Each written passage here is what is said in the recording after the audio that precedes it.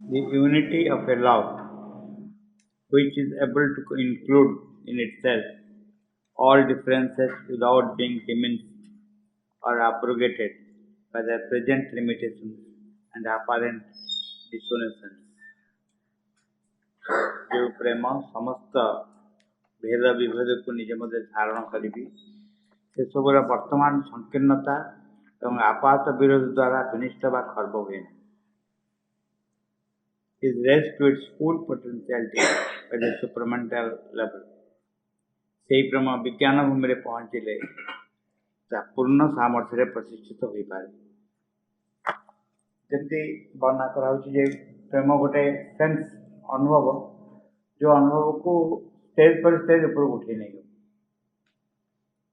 ନା ଆଚ୍ଛା, ପ୍ରେମର ଆଉ ଗୋଟେ ବଡ଼ ଜିନିଷ ମାର୍କ କର, ପ୍ରେମ ଦୋଷ ଦେଖେନି କେବେ, ପ୍ରେମ କେବେ ଦୋଷ ଦେଖେ। ଏବଂ ଆଉ ଏକ ବସ୍ତୁ ହେଉଛି ୟୁନିଟି ଶବ୍ଦଟା ବ୍ୟବହାର କରୁଛନ୍ତି। ୟୁନିଟି ହେଉଛି ଅତିମାନସର ପ୍ରତୀକ। ୟୁନିଟି ଏବଂ ପ୍ରେମ ଏଭଳି ଏକ ଅବସ୍ଥାରେ ପହଞ୍ଚାଇ ଦିଏ ଯେଉଁ ଅବସ୍ଥାରେ ସବୁ ବସ୍ତୁ ଏକ ବ୍ୟକ୍ତିତ୍ୱ ବା ଏକ ଚେତନା ବୋଲି ମନେ ହୁଏ, ସକଳ ବିଭେଦ ଦୂର ହୋଇଯାଏ। A unity of love which is able to include in itself all differences. ପ୍ରେମ ସମସ୍ତ ଭେଦ ବିଭେଦକୁ ନିଜ ମଧ୍ୟରେ ଧାରଣ କରି without being diminished or abrogated by their present limitations and apparent dissonances. ସେସବୁର ବର୍ତ୍ତମାନ ସଂକୀର୍ଣ୍ଣତା ଆପସ ବିରୋଧ ଦ୍ୱାରା ବିନିଷ୍ଟ ବା ଖର୍ବ ହୁଏ ନାହିଁ। Is raised to its full potentiality on the supramental level. ସେହି ପ୍ରେମ ବିଜ୍ଞାନ ଭୂମିରେ ପହଞ୍ଚିଲେ ତା ପୂର୍ଣ୍ଣ ସାମର୍ଥ୍ୟରେ ପ୍ରତିଷ୍ଠିତ ହୋଇପାରେ। ଗୋଟେ ଜାଗାରେ ମା କହୁଥିଲେ ଯେ ମନେ କରନ୍ତୁ ଅତିମାନସ ସତ୍ତା ସୁପ୍ରମେଣ୍ଟାଲ ବିଂ, କିନ୍ତୁ ଯଦି ଅତିମାନସ ସତ୍ତା ପାଖରେ ପାୱାର ନଥିବ ଲୋକ ଖାଇଯିବେନି ତାକୁ। ଏ କଥା ସବୁବେଳେ ହେଇ ଆସିଛି। ମାନେ କ'ଣ ହେଇଛି ନା ଜଣେ ଯଦି ଜଣେ ଗାଳି ଦେଲା ଆଉ ଜଣେ ତାକୁ ଗାଳି ଦେଉନି, ଗାଳି ଦେବାଟା ହେଉଛି ନର୍ମାଲ। ଜଣେ ତାକୁ ଗାଳି ଦେଲା ସେ ତାକୁ ପ୍ରତିଉତ୍ତର ଦେଲା, ଏଇଟା ହେଉଛି ନର୍ମାଲ। ଜଣେ ଗାଳି ଦେଲା ଆଉ ଜଣେ କିଛି କହିଲାନି, ଏଇଟାକୁ କ'ଣ କେମିତି ଧାରଣ କରାଯାଏ? କୁହାଯାଏ ଯେ ଦୁର୍ବଳତା ବୋଲି। ଏଇଟା ହେଉଛି ୱିକନେସ୍ ବା ଅସାମର୍ଥ୍ୟତା।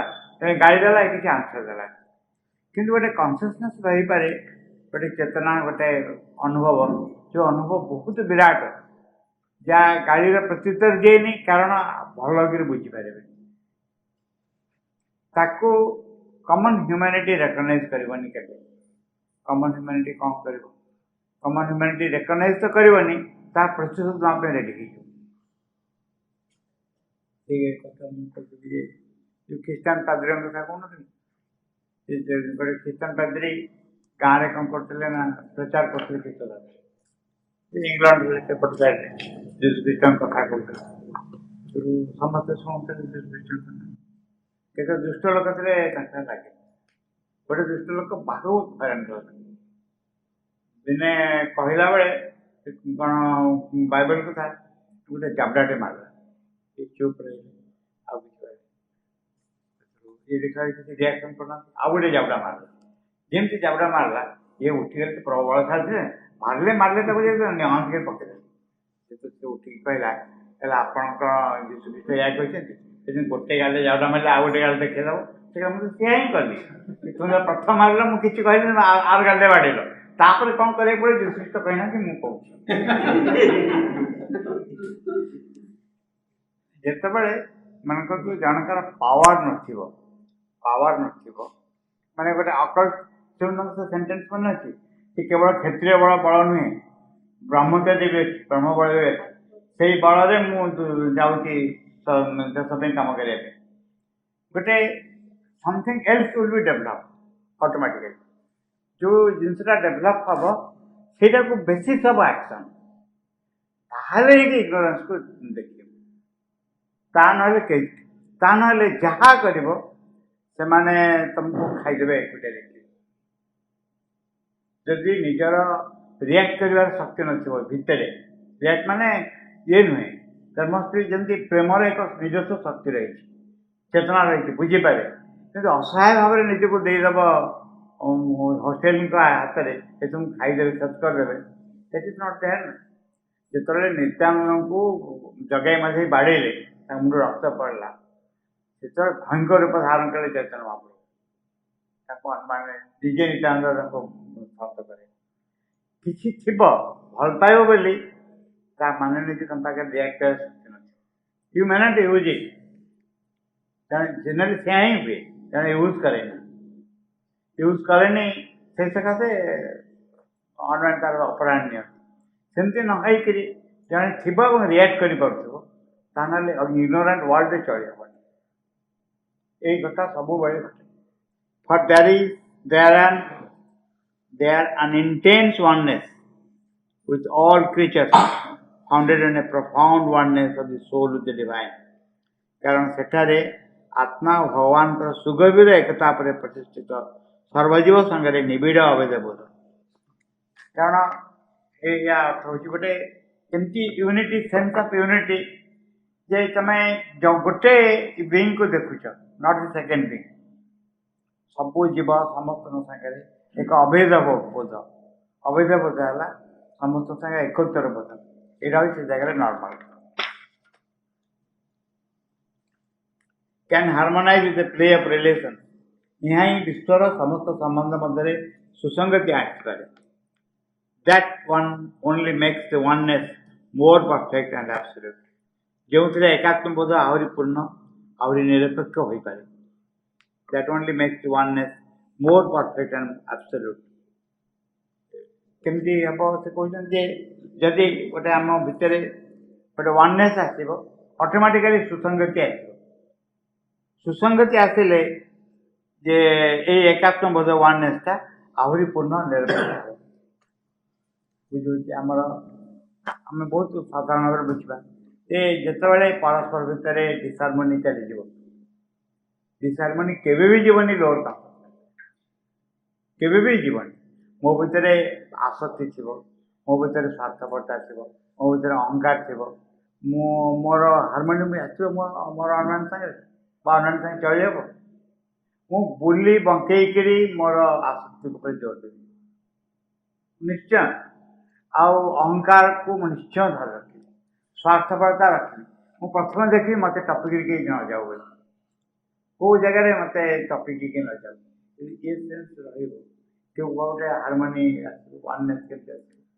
ବାହାରେ ଯେତେ ହିନ୍ ଚିନ୍ ଭାଇ ଭାଇ କହିଲେ କିଛି କହିବାର ନାହିଁ, ଭିତରେ ପରସ୍ପର ଯେମିତି କ'ଣ ଶିବାଜୀ ଆଫଜଲ ଖାଁ ସେ ପରସ୍ପର କୁଣ୍ଡି ପକେଇଲା ଭିତରେ ମାରିଦେଲେ।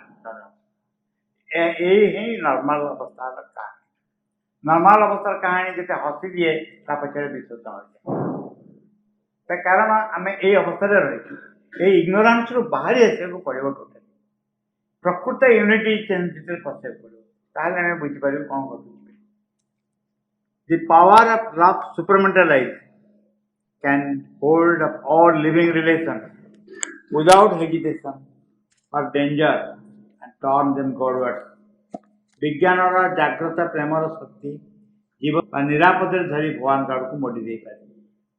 ବିଜ୍ଞାନର ଜାଗ୍ରତ ପ୍ରେମର ଶକ୍ତି ଜୀବ ସାଙ୍ଗରେ ଜୀବର ସମ୍ବନ୍ଧକୁ ନିସଙ୍କୋଚରେ ବା ନିରାପଦରେ ଧରି ଭଗବାନ ଆଡ଼କୁ ମୋଡ଼ି ଦେଇପାରେ।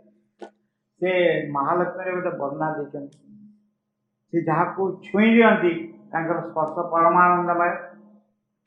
ଆଉ ଯୋଉଠି ଭଗବାନ ଭକ୍ତି ଆଣିକି ଦିଅନ୍ତି, କାହିଁକି ଗୋଟେ ଆକର୍ଷଣ ଭଗବାନ ପ୍ରତି ଆଣିକି ଦିଅନ୍ତି। ଏମିତି କିଛି ଗୋଟେ ଏକ ବସ୍ତୁ ଥାନ୍ତା ଯଦି ଡିଭାଇନ୍, ସେ ହୃଦୟକୁ ଛୁଇଁ ଯାଆନ୍ତା ଲୋକଙ୍କ ମୁହଁ ଭଗବାନ କାହାକୁ ଏମିତି ହେଇପାରିବନି ଯେ କିଛି ଏକ ବ୍ୟକ୍ତିଗତ ସ୍ତରରେ ହେଇଛି। ମହାପୁରୁଷମାନେ ଆସିଛନ୍ତି, ମହାତ୍ମାମାନେ ଆସିଛନ୍ତି, ସେମାନେ ଅନ୍ୟ ବ୍ୟକ୍ତିର ଜୀବନକୁ ଚେଞ୍ଜ କରିଦେଇଛନ୍ତି। ଯେତେବେଳେ ନଈ ବଢ଼ି ହୁଏ, କାଠ ଭାସିଯାଉଛି, ନଈ ବଢ଼ି ଲୋକଟେ ଭାସିଯାଉଛି, ସେ କ'ଣ କରେ, ସେ କାଠକୁ ଧରିକିରି କୌଣସି ମତେ ଭାସିଯାଏ। 2 ଜଣ ଲୋକ ହେଲେ ଡୁବିଯିବ। କିନ୍ତୁ ଯେତେବେଳେ ଚାଳ ଭାସି ଯାଉଥାଏ, 50-60 ଲୋକ ଉଠିଲେ ବି ଡୁବିବନି, ବଡ଼ ଚାଳ ଗୋଟେ ଭାସିଯାଏ। ଠିକ୍ ସେଭଳି ହୋଇଯିବ ଯେ ଯେତେବେଳେ ସନ୍ଥ ମାନେ ଆସନ୍ତି ସାଧୁମାନେ ଆସନ୍ତି ତାଙ୍କ ସାଙ୍ଗେ ସେ ଦୁଇ ତିନି ଜଣଙ୍କୁ ହେଲ୍ପ କରିପାରନ୍ତି। ଅବତାର ମାନେ ଆସିଲେ ପୁରା ସଂସାର ହେଲ୍ପ କରନ୍ତି, ସମସ୍ତେ ସମସ୍ତେ ହେଲ୍ପ କରନ୍ତି। ସେଇ ଘଟଣା ଘଟେ ଯେ ଏମିତି କିଛି ଏକ ଚେତନାର ଶକ୍ତି ଆସନ୍ତା ଯାହା ହୃଦୟକୁ ଭଗବାନଙ୍କୁ ନେଇଯାଆନ୍ତା। and ask go unexpectedly divine ଅପ୍ରତ୍ୟାଶିତ ଭାବରେ ପୃଥିବୀ ଭଗବାନଙ୍କୁ ମୁହଁ କରା ଏଇଭଳି ଏକ ମୁହୂର୍ତ୍ତକୁ ଆମେ ଅପେକ୍ଷା କରୁ।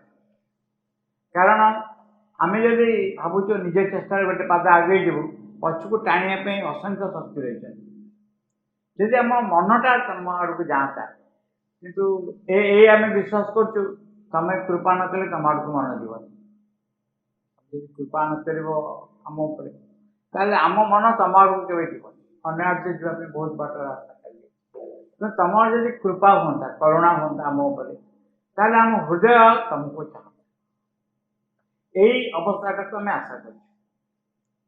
এই ଅବସ୍ଥା କାହାକୁ କାହାକୁ ଦିଆହେଇଛି ବ୍ୟକ୍ତିଗତ ଭାବରେ କେଉଁ ସାଧୁ ସନ୍ଥ କାହାକୁ ହେଲ୍ପ କରିପାରିବେ, କିନ୍ତୁ ପୁରା ସଂସାରକୁ ହେଲ୍ପ କରିବା ପାଇଁ ଭଗବାନଙ୍କର ଏହା ହିଁ ଆମେ ଆଶା କରୁଛୁ ସବୁବେଳେ।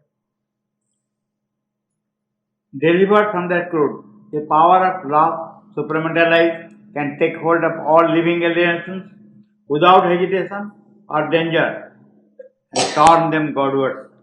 ବିଜ୍ଞାନର ଜାଗ୍ରତ ପ୍ରେମର ଶକ୍ତି ଜୀବ ସାଙ୍ଗରେ ଜୀବର ସମ୍ବନ୍ଧକୁ ନିଃସଙ୍କୋଚରେ ବା ନିରାପଦରେ ଧରି ଭଗବାନଙ୍କ ଆଡ଼କୁ ମୋଡ଼ି ଦେଇପାରେ। Delivered from their crude, mixed and petty human settings, ତାକୁ ତାର ମିଶ୍ରିତ ସ୍ଥୂଳ ସଂକୀର୍ଣ୍ଣ ମାନବ ବ୍ୟବସ୍ଥାରୁ ମୁକ୍ତ କରି sublimated into the happy material of a divine life, ଦିବ୍ୟ ଜୀବନର ଆନନ୍ଦମୟ ଉପାଦାନରେ ପରିଣତ କରିପାରେ। ଆମକୁ ଦିବ୍ୟ ଜୀବନ it is not attractive to us. ଦିବ୍ୟ ଜୀବନ ଆମ ପ୍ରତି ଆକର୍ଷଣୀୟ ନୁହେଁ, କାରଣ we are getting ରସ, ଆମେ ରସ ପାଉଛୁ ସାଧାରଣ ଜୀବନର ଅବସ୍ଥା। ସାଧାରଣ ଜୀବନର ସାଧାରଣ ଘଟଣାବଳୀରୁ ଆମେ ରସ ପାଉଛୁ। ଯେହେତୁ ରସ ପାଇଛୁ, ଏ ଜଗତର ଗୋଟେ ନିୟମ ଅଛି ଯେ ତମ ଉପରେ ଜବରଦସ୍ତି କରାଯିବ।